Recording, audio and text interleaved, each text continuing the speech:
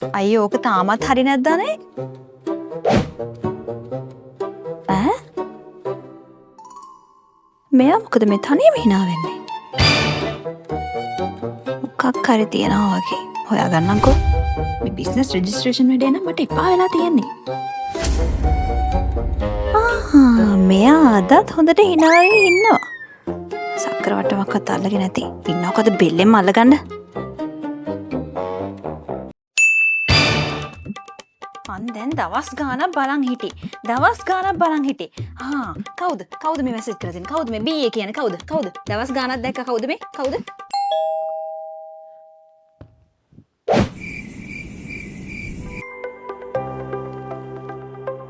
Thank you. Business advisor? BA මම මෙච්චරලා explain කරන්න ගියේ ඔන්න ඕක තමයි.